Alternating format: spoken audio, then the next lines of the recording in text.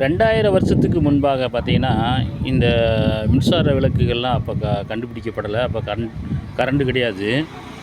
அப்போலாம் வந்தீங்கன்னா, வெளிச்சம் வேணும்னா காலையிலேருந்து வெளிச்சம் இருக்கும். சாயங்காலம் வெளிச்சம் இல்லாத நேரத்தில என்ன பண்ணுவாங்கன்னா, விளக்கு வீட்டில வந்து சீமெண்ணெய் ஊத்தி விளக்க பத்த வச்சு வெளிச்சத்த உண்டு பண்ணுவாங்க.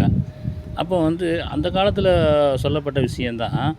மலைப்பிரசங்கத்தில் வந்து ஆண்டவராக இயேசு கிறிஸ்து சொல்கிறாரு, விளக்கை கொளுத்தி மரக்காலால் மூடி வைக்காமல் விளக்கு தண்டின் மேல் வைப்பார்கள், அப்பொழுது வீட்டிலுள்ள யாவருக்கும் வெளிச்சம் கிடைக்கும் அப்படின்னு சொல்கிறாரு. அப்போ ஏன் இந்த மாதிரி சொல்கிறாங்கன்னா, விளக்கை கொளுத்துறது ஒன்று இருக்குது. அப்போ வந்து விளக்கை கொளுத்துனா தான் அது வந்து வெளிச்சம் கிடைக்கும். அப்போ அந்த வெளிச்சம் வந்து என்ன பண்ணுன்னா, கொஞ்சம் உயரமா வச்சுட்டாங்கன்னா, அது எல்லாருக்குமே அந்த வெளிச்சம் கிடைக்கும் அப்படிங்கிறது தான் அதோடைய மெசேஜு. அப்போ வந்து அந்த வெளிச்சம் வந்து எல்லாருக்கும் கிடைக்கணும். இப்போ வந்து ஒவ்வொருத்தருக்குமே வந்து வெளிச்சம் வேணும். அப்போ வந்து இது வந்து நீதி போதனை. நீதி போதனைகளை வந்து நாம வந்து என்ன பண்ணணும் அப்படின்னா, அதை கேட்டு அதை கடைப்பிடிக்கணும். அப்போ நமக்குள்ள உள்ள நற்கிரியைகள், அன்பு, பண்பு, பாசம் ஆ அ எல்லாமே இருக்குது, நமக்குள்ளே இருக்குது.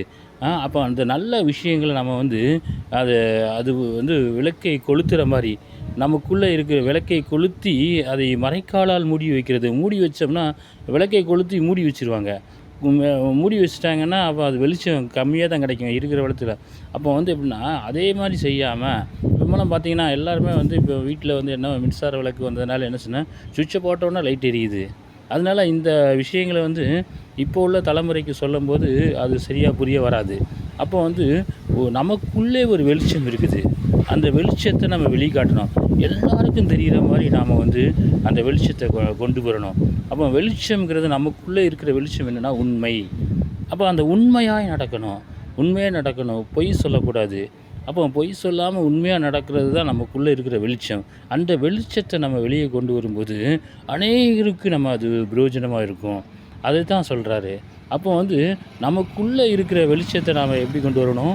வெளிய கொண்டு வரணும். அது நம்ம உண்மையா பேசும்போது, உண்மையா நடக்கும்போது, எப்படி உண்மை, உழைப்பு, உயர்வு, நம்முடைய உண்மை தான் அது வெளிச்சமா மாறுது.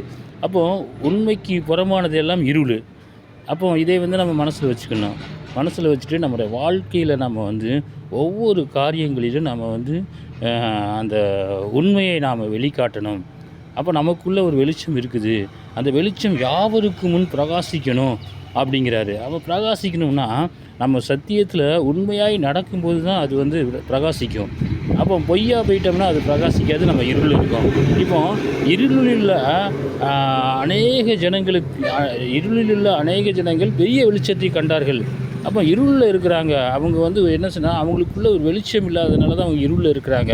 உண்மையை தெரியாதவங்க பூராமே இருள்ல இருக்கிறாங்கன்னு கணக்கு வருது. அப்போ உண்மையை தெரிஞ்சு அத உலகத்துக்கு காமிக்கும்போது நம்ம தான் வெளிச்சமாயிர்றோம். அப்போ இந்த வெளிச்சத்த நம்ம வெளிய கொண்டு வரணும். நமக்குள்ள இருக்க வெளிச்சம் வந்து பிரகாசிக்கணும். இதை தான் நான் வந்து மலைப்பிரசங்கத்தில ஆண்டவராக இயேசு கிறிஸ்து நமக்கு ஒரு நீதி போதனையாக கற்றுக் கொடுக்கிறாரு. அப்போ நாம வந்து இப்போ வந்து இந்த விஷயத்தில நம்ம வந்து விளக்குனா அது எரியக்கூடிய வெளிச்சம். இந்த வெளிச்சம் யாவருக்கும் பிரகாசிக்கணும் அப்படிங்கிற மாரி நம்முடைய வாழ்க்கையில நம்ம நடந்து காமிக்கும்போது தான் அது தெரிய வரும். ஓகேவா? Thank you. God bless you.